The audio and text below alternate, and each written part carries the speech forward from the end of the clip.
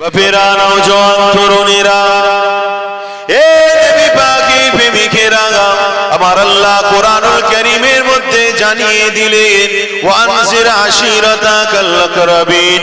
রাসূলুল্লাহর বয়স যখন 40 পার হয়ে গেল, আমার আল্লাহ বলে দিলেন, এ আমার হাবিব, এ আমার দোস্ত, আপনার নিকটস্থ আত্মীয় যারা রয়েছে তাদেরকে আপনি আমি আল্লাহ আমার ভয় দেখান।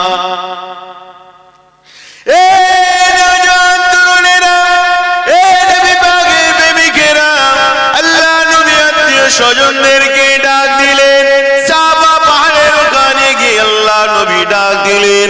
আল্লাহ নবী আত্মীয় স্বজন যারা কাফের ছিল তাদেরকে আমার নবী পাক বলতে লাগলেন, এ আমার আত্মীয় স্বজনেরা, আমি রাসূলুল্লাহ তোমাদেরকে যদি বলি এই সাফা পাহাড়ের পিছনে তোমাদের জানে শত্রু রয়েছে, তাহলে কি তোমরা মেনে নেবে?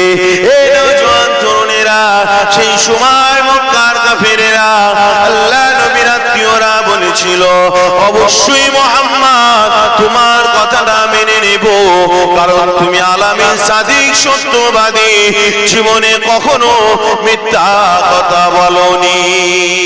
জোরে বলো, একটু জোরে হবে না? আমার রাসূলুল্লাহ কাফেরদের প্রথম কি বলেছে?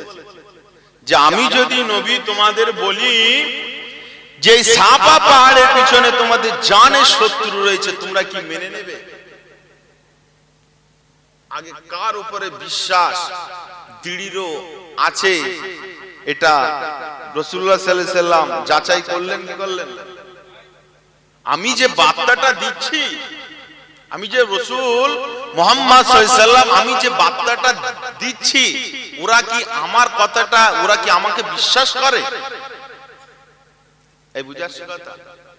ওরা কি আমাকে বিশ্বাস করে? এই নওজোয়ান তরুণেরা, আল্লাহ নবী যখন এই কথাটা বললেন, সেই সময় যাদের কপাল ভালো ছিল তারা আমার রাসূলুল্লাহ বিশ্বাস করে নিল। আর আমার রাসূলুল্লাহ সেই সময় বলে দিলেন, তোমরা যদি লা ইলাহা ইল্লাল্লাহু মুহাম্মাদুর রাসূলুল্লাহ যদি পড়ে নাও, তোমরা যদি এক আল্লাহকে যদি সাক্ষ্য দাও, হে আমার আত্মীয় স্বজনেরা, তোমরা কামিয়াবি হয়ে যাবে।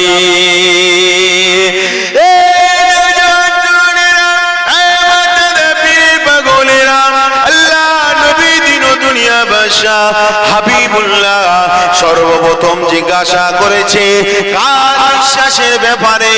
আল্লাহর বিশ্বাসের ব্যাপারে নাকি রাসূলুল্লাহর বিশ্বাসের ব্যাপারে?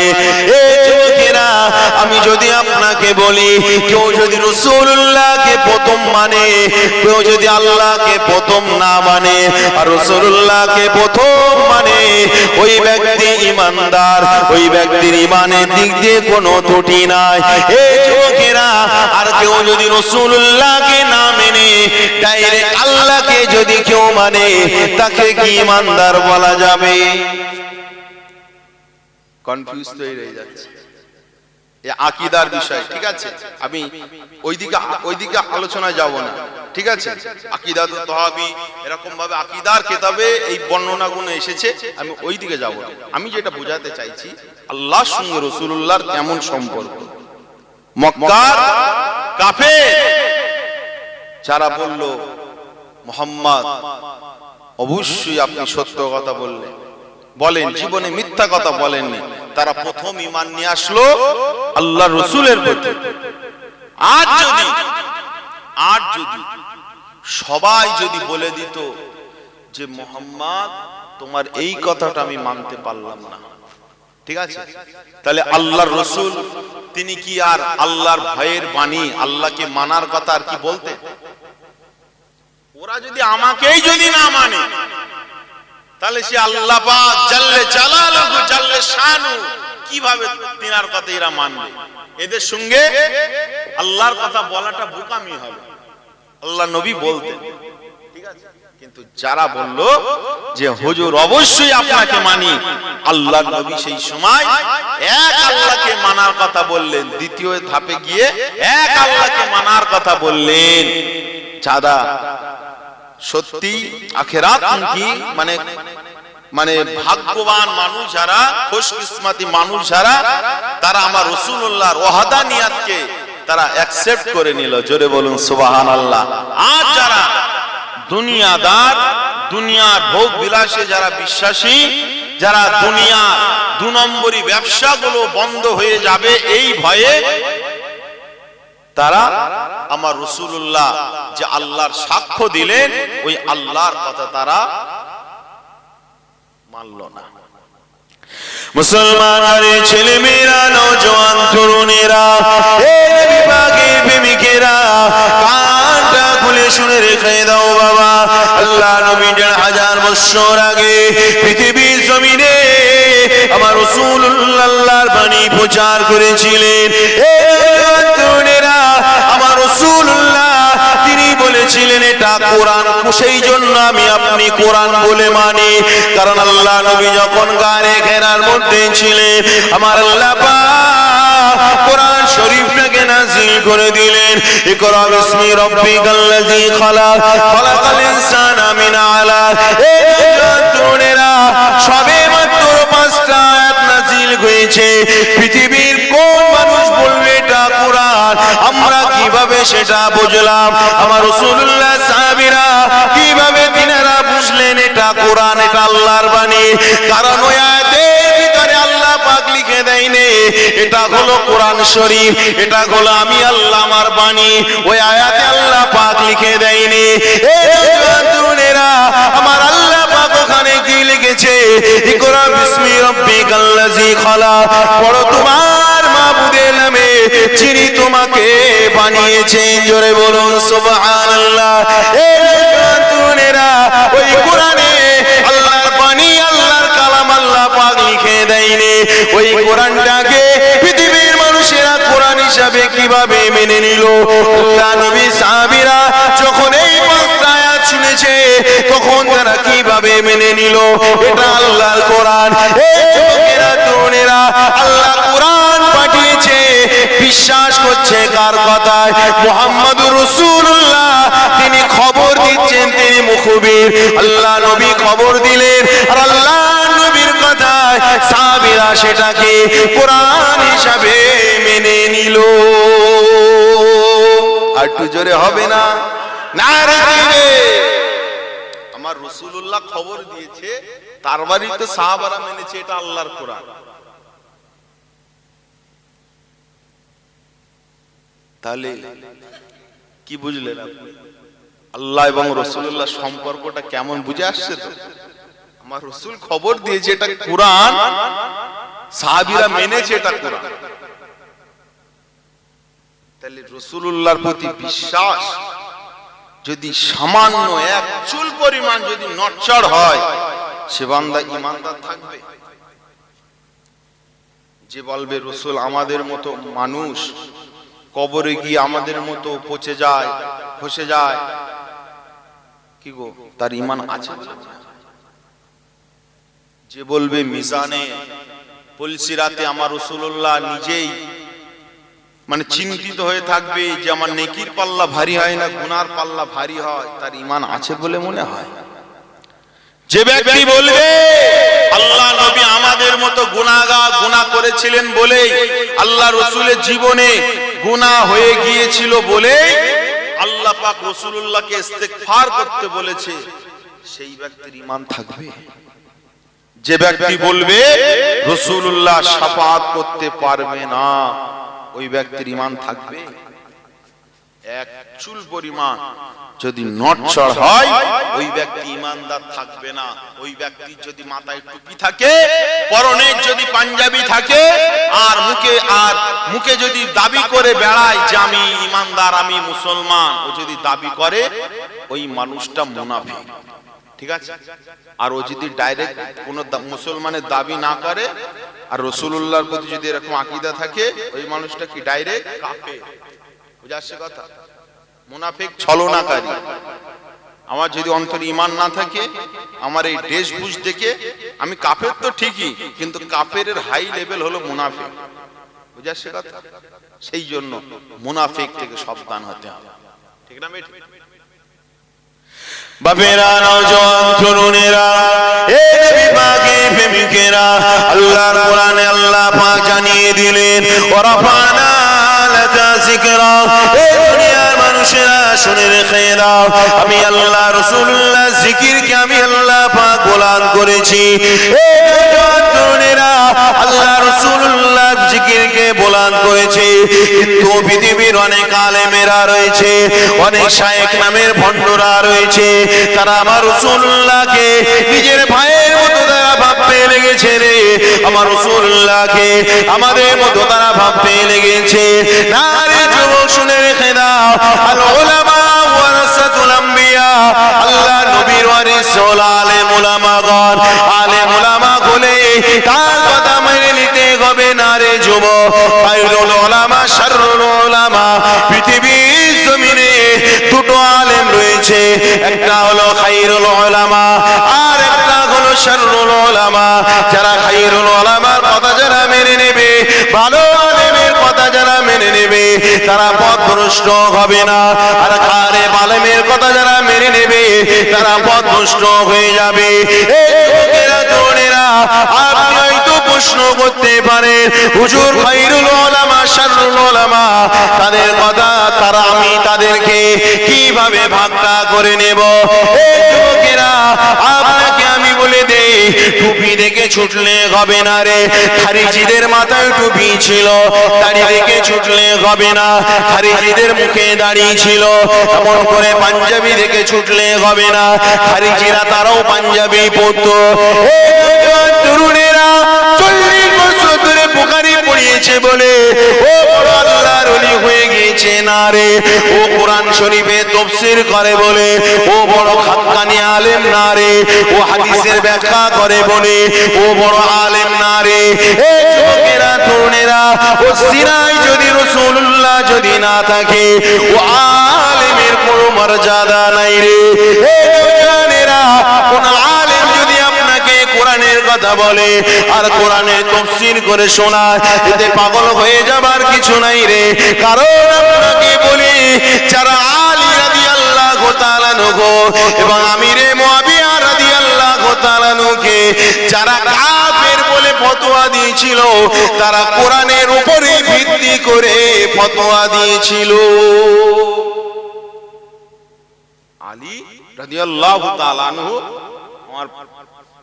আমার কি বলবো, ভাই সাহেব তিনি রয়েছে যোগ্য আলেম। যারা আলী হুজুর এবং আমিরে মুআবিয়া সাহাবীকে যারা কাফের বলে ফতোয়া দিয়েছিল, তারা কিসের উপরে ভিত্তি করে? কোরআনের উপরে ভিত্তি করে। ও কোরআন থেকেই দলিল দিয়েছে তারা। আমার আপনার মতো যদি এরকম আবেগী মুসলমান হয়, আমি আপনি যদি ওরকম মানে টুপি দেখে যদি পাগল হয়ে যায়, ওদের কথা ধরতে পারবো? বাপ, ওদের কথা ধরতে পারবো? কি গো, খারিজিদের ইতিহাস জানা আছে আপনাদের? কিছু বলে? এতদিন ধরে তো ওয়াজ নসিহত শুনছেন, বলেন না। এ দল ভালো কথা বলে, কোরআন সহিহ হাদিসের কথা বলে, ও দল বিরাট কোরআন হাদিসের ব্যাখ্যা করে। সবার ব্যাখ্যা নেওয়া যাবে? সবার ব্যাখ্যা নেওয়া যাবে না। এই যে খারিজি সম্প্রদায়, হযরতে আলী রাদিয়াল্লাহু তাআলা আনহু এবং আমিরে মুআবিয়া রাদিয়াল্লাহু তাআলা আনহু দুইজন সাহাবী, জবরদস্ত সাহাবী, বুঝলে? এবারে উসমান হুজুরের শাহাদাতের পরে চতুর্থ খলিফা কে হবে? এই দুইজন সাহাবী রাদিয়াল্লাহু তাআলা আনহু আজমাইন, ইনাদের মধ্যে ইখতিলাফ শুরু হয়ে গেল। ভালো করে শুনুন, ইখতিলাফ শুরু হয়ে গেল। ইখতিলাফ হতে হতে এমন একটা পর্যায়ে চলে গিয়েছে, ওটা যুদ্ধে পরিণত হয়েছে। বুঝে আসছে কিসে? যুদ্ধে পরিণত। যখন যুদ্ধে পরিণত হয়ে গেল, তখন দেখছে যুদ্ধটা তো মেটাতে হবে, এই যুদ্ধটা মেটাতে হবে, তাই তো নাকি? কে চতুর্থ খলিফা হবে? সেই সময় আল্লাহ নবী যে সমস্ত সাহাবীরা বেঁচে ছিলেন, এই জানজনেরা সবাই মিলে একটা জায়গায় বসে পড়ল। বসে পড়ার পরে আলী হুজুর আল্লাহ রাসূলের জামাতা, ওইদিকে আমিরে মুআবিয়া হুজুর রয়েছে। এই দুজনার মধ্যে একটা মীমাংসা করে দিতে হবে, চতুর্থ খলিফা কে হবে। এই যুবকেরা তরুণেরা সেই সময় নির্ধারণ করা হলো, একটা সালিশ তৈরি করা হলো, একটা সালিশ গঠন করা হলো।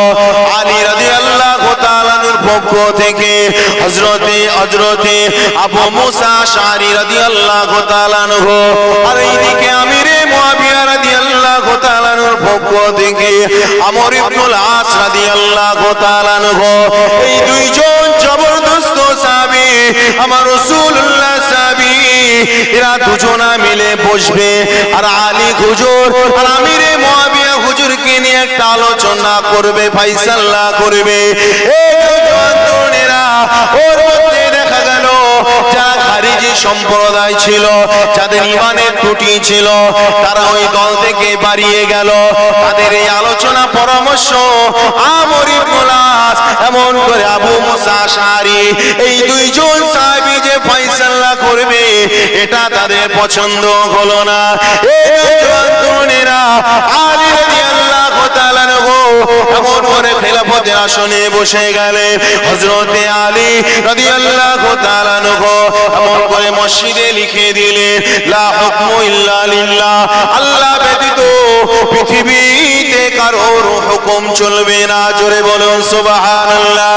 এই দুজন তরুণেরা আল্লাহ নবীর জামাতা হযরতে আলী রাদিয়াল্লাহু তাআলা আনহু আমার আল্লাহর হুকুমকেই প্রাধান্য দিয়েছে।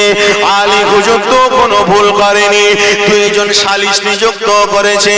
এমন করে আবু মুসা আশআরী, আমর ইবনুল আস, দুইজন সাহাবী ফয়সালা করবে।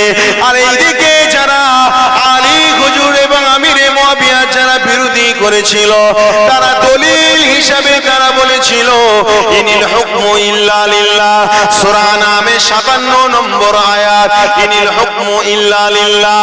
আলী আল্লাহর কোরআনের ফয়সালাকে মেনে নেয়নি। আলী কাদের দ্বারস্থ হয়েছে? সাহাবীদের দ্বারস্থ হয়েছে।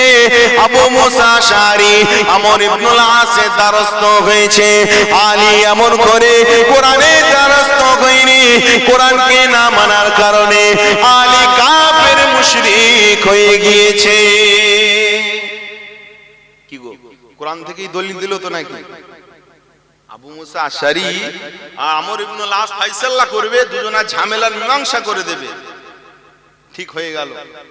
আর এই দিকের এক দল, তারা এই দল থেকে বেরিয়ে গেল, আলী হুজুরের দল থেকে বেরিয়ে গেল।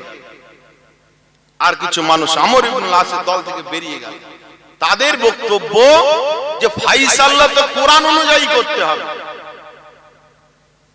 কে আবু মুসা আশআরী? কোরআনের থেকে কি আবু মুসা আশআরী, আমর ইবনুল আস কি বড় হয়ে গিয়েছে? তারা যে ফয়সালা করবে সেটা মেনে নেব? কথাটা ঠিক বলেছে না ভুল বলেছে? বলে আপনার কাছে প্রশ্ন, কথাটা ঠিক বলেছে না ভুল বলেছে? দলিল হিসাবে দিয়েছে ইনিল হুকমু ইল্লা লিল্লাহ, আল্লাহ ব্যতীত কারোর হুকুম চলবে। কোথায় আবু মুসা আশআরী, কোথায় আমর ইবনুল আস? কারোর কথা চলবে না, আল্লাহর কথা চলবে। আলী আল্লাহর কোরআনকে অস্বীকার করেছে, আলী কাফের হয়ে গিয়েছে। কি গো, দলিল কাটার দম আছে? হ্যাঁ, দলিল কাটা দম নেই, কোরআন থেকেই দলিল দিয়েছে। বাপেরা, নওজোয়ান তরুণেরা, এই বিভাগের প্রেমিকেরা, আপনি দলিল কাটতে পারবেন না, কিন্তু আমি দলিল কেটে দেব। কারণ আমার মধ্যে সেই ইলম রয়েছে, আমার মধ্যে সেই জ্ঞান রয়েছে, আপনার হুজুরের মধ্যে সেই ইলম আছে, জ্ঞান রয়েছে। এই যুবকেরা, তরুণেরা, আজ পৃথিবীর জমিনে ওয়াহাবি নামে কিছু কিছু বক্তা যারা রয়েছে, তারা বারবার দলিলের কথা বলে। শবে বারাত মানা যাবে না, কোরআনে বিষয়ে কোনো আয়াত নাই। নাই, হাদিসে বিষয়ে কোনো কথা নাই। লাইলাতুল কদরের হিসাবে রাত যাপন করতে হবে এই বিষয়ে কোনো কাট্য দলিল নাই রে। তারা এমন করে বলে মুসলমানের খানা খাওয়া যাবে না, এই বিষয়ে কোনো দলিল নাই রে। তারা এমন করে বলে কলমা খানি করা যাবে না, এই বিষয়ে কোনো দলিল নাই রে। এই যুবকেরা তরুণেরা মিলাদ মাহফিলের শেষে তাবারক দেওয়া যাবে না, এই বিষয়ে কোনো দলিল নাই রে। এই যুবকেরা তারা যখন ডাকছে যখন বলে কোরআন হাদিসের কোনো দলিল না, আর ফুরফুরাওয়ালারা সেগুলো মানে অর্থাৎ বেদাত করে, সেগুলো মানা যাবে না।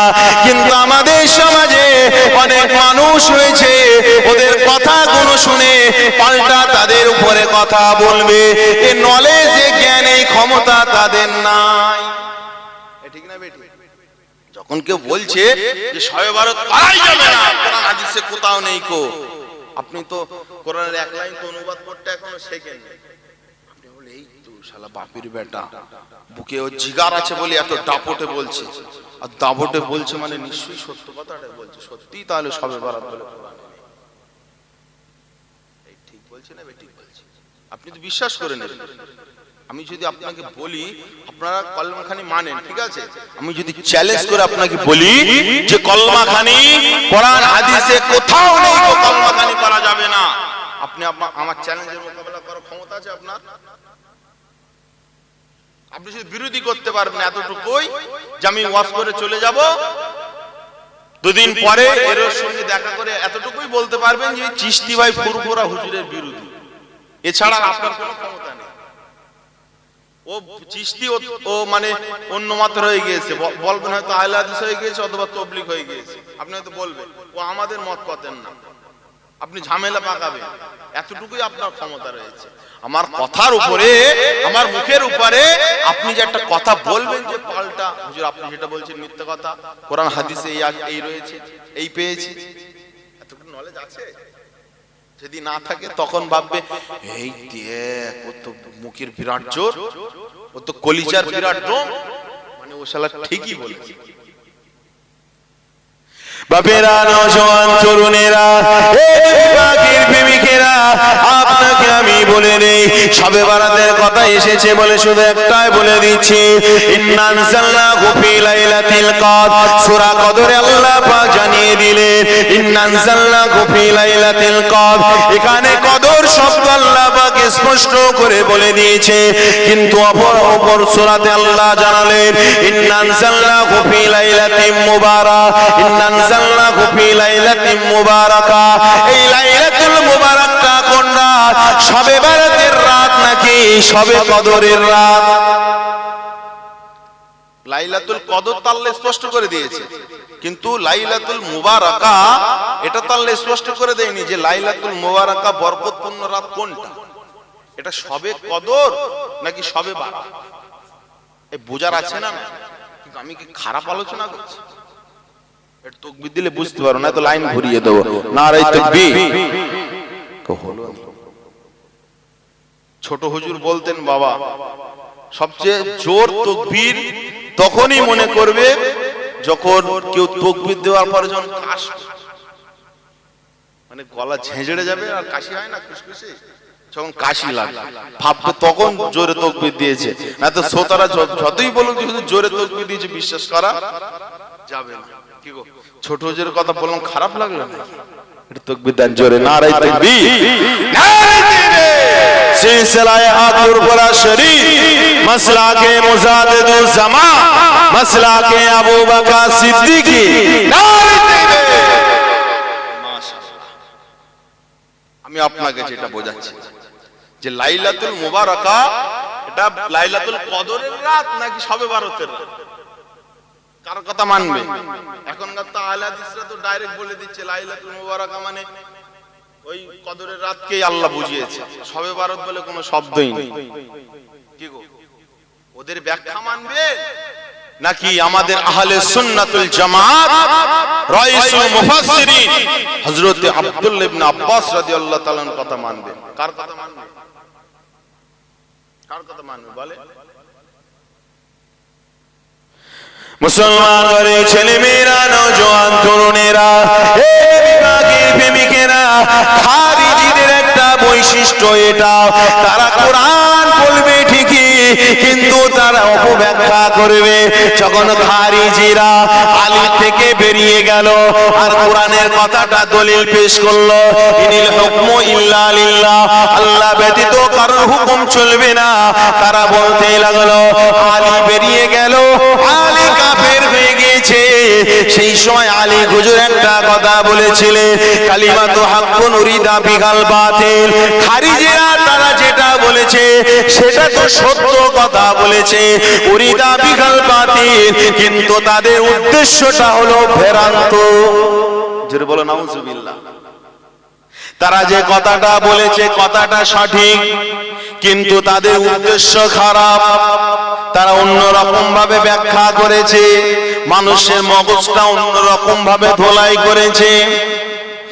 এই নওজোয়ান তরুণেরা, এই বিভাগের প্রেমিকেরা, ঠিক তেমনই ভাবে আমাদের সমাজে অনেক ছেলেকে বোঝানো হয় শবে বারাত পালন করা যাবে না, শবে বারাতকে কেন্দ্র করে মসজিদে যাওয়া যাবে না। এই যুবকেরা, যে ছেলে সারা জীবন আহলে হাদিস করলো কিন্তু মসজিদে গেল না, যখন শবে বারাতে যখন মসজিদে যাওয়ার ইচ্ছা করলো তখন তাদের গুরু বুঝিয়ে দিল রে মসজিদে যাওয়া বেদাত। ওই ছেলে সেই সময় কি করলো, মসজিদে না গিয়ে ওই ছেলে সময় পার করার জন্য কোন হোটেলে গিয়ে, কোন রেস্টুরেন্টে গিয়ে, অথবা কোন জায়গায় বসে, অথবা কোন সিনেমা হলে গিয়ে নোংরা কাজে ব্যস্ত হয়ে গেল। এই কিভাবে বুঝিয়েছে, বুঝে আসছে কথা। মসজিদে গেলে বেদাত গুনাহ হবে, ওখানে যাওয়া যাবে না। তুই পতিতালয়ে যাস আর যেখানেই যাস যাবে, বুঝে আসছে কথা।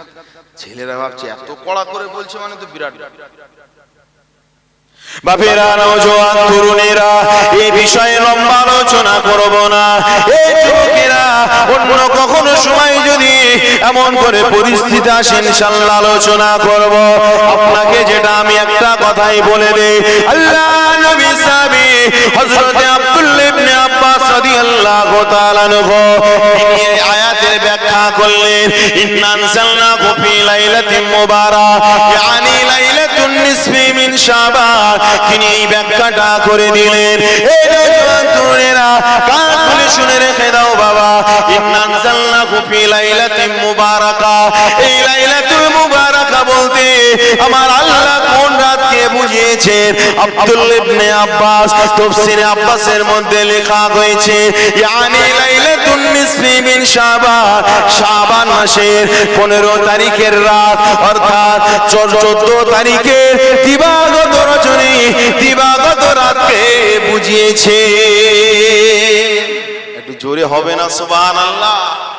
এখনকার যদি হাফ প্যান্ট পরা শায়েখরা যদি ফতোয়া মারে যে লাইলাতুল কদর মানে ও সবে, মানে লাইলাতুল মুবারাকা মানে সবে বারাত না, ওটা হলো সবে কদর, কি গো মানা যাবে তাদের কথা? কারণ রাসূলুল্লাহ সাহাবী বলেছে লাইলাতুল মুবারাকা মানে ইয়ানি লাইলাতুন নিসফি মিন শাবান, শাবানের, শাবান মাসের মধ্য রজনী মানে 15 তারিখ, 15 তারিখের রাতকেই রাসূলুল্লাহ সাহাবী ব্যাখ্যা করেছে। কি গো, নবী সাহাবীর ব্যাখ্যা মানবো নাকি আমাদের এই 2-4 দিনের জুমা 8 দিনের হাফ প্যান্ট পরা শায়েখদের কথা মানবো? এই বুঝা আছে কথা? আপনারা শবে বারাত মনে হচ্ছে মানেন না, তাই না? কেউ মানে? আপনাদের মসজিদে হয় শবে বারাতকে কেন্দ্র করে একটু মিলাদ মাহফিল, একটু দোয়া খায়ের, কবর জিয়ারত। ইমাম গাজ্জালী রাহমাতুল্লাহ আলাইহি এই আলোচনা মানে শবে বারাতের সময় উনি প্রচুর আলোচনা করে ফেলেছেন। এখন হয়তো পার হয়ে গিয়েছে বলে আপনাদের হয়তো ভালো লাগছে না।